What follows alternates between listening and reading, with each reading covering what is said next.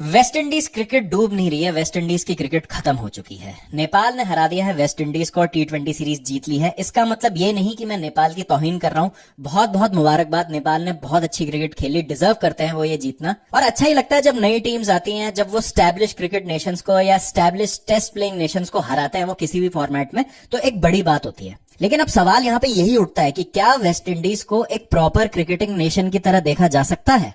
West Indies की cricket क्यों खत्म हो गई है? इसके दो कारण दिए जाते हैं जो मुझे लगता है बहुत सरफेस लेवल आर्ग्यूमेंट है। एक तो ऑब्वियसली पैसा। सब प्लेयर्स कहते हैं कि भाई ये तो प्लेयर्स लालची हो गए हैं, पैसा इनके लिए इतना बड़ा हो गया है कि फ्रेंचाइजी क्रिकेट में इतना पैसा है तो ये कंट्री के लिए खेलने के लिए क्यों दिमाग लगाए। दूसरा आर्ग्यूमेंट जो मैं बहुत सुनता हूं, जिससे मैं बिल्कुल सहमत नहीं हूं, कि वेस्ट इंडीज क्या एक कंट्री नहीं है। वेस्ट इंडीज 13-14 आइलैंड्स का एक कलेक्शन है जो मिलके एक क्रिकेटिंग एंटिटी बनाते हैं, क्रिकेटिंग टीम बनाते हैं और फिर आके ये कम्पीट करते हैं against other Nations around the world. तो ऐसा क्या हो गया कि एकदम से इनका पैशन खत्म हो गया? एक ऐसी टीम जिसने 70s, 80s, 90s में डोमिनेट किया क्रिकेटिंग सीन को, एकदम से क्या हो गया है पिछले 10-15 साल में कि भाई इनके लिए पैसा इंपॉर्टेंट हो गया है, पैशन इनका खत्म हो गया है। तो सब ना यहाँ पे सरफेस लेवल पे बात करते हैं, सब प्लेयर्स को दोष देते हैं, लेकिन कोई भी प्लेयर्स की साइड की स्टोरी नहीं बताता है। ये दिक्कतें शुरू हो गई थी वेस्ट इंडीज बोर्ड और प्लेयर्स के बीच में 2005 से, जब यहाँ पे इनके बीच में कॉन्फ्लिक्ट शुरू हुई स्पॉन्सरशिप और इमेज राइट्स को लेके। डिस्ट्रीब्यूशन जो था पैसे का वो प्लेयर्स को नहीं मिल रहा था, जितना बोर्ड के पास आ रहा था उस हिसाब से प्लेयर्स को वो पैसा नहीं मिल रहा था।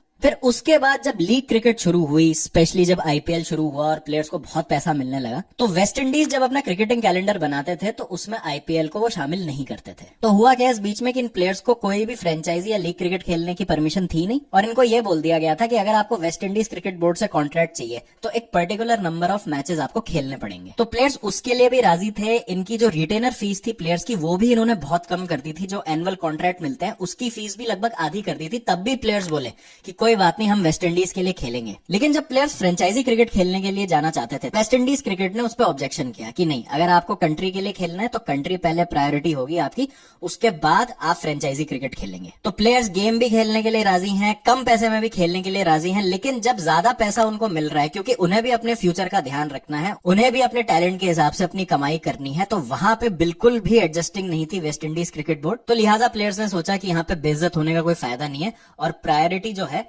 वो हम फ्रेंचाइजी क्रिकेट को देंगे। अभी ब्रायन लारा ने कुछ दिनों पहले एक पॉडकास्ट में ये भी कहा था कि पहले हम काउंटी क्रिकेट खेलते थे, फर्स्ट क्लास क्रिकेट खेलते थे वेस्ट इंडीज में आने के लिए, लेकिन अब प्लेयर्स वेस्ट इंडीज के लिए क्रिकेट खेलना चाहते हैं ताकि वो उसको as a stepping stone treat कर सके और जो फ्रेंचाइजीज है अराउंड द वर्ल्ड वो उनको नोटिस करें और उनको बड़ा पैसा देके खरीद ले। यही कारण है कि निकलस पूरन क्यों रिटायर हो गए 29 साल की उम्र में। यही कारण है कि सुनील नारायण ने 2014 के बाद क्यों क्रिकेट नहीं खेली वेस्ट इंडीज के लिए।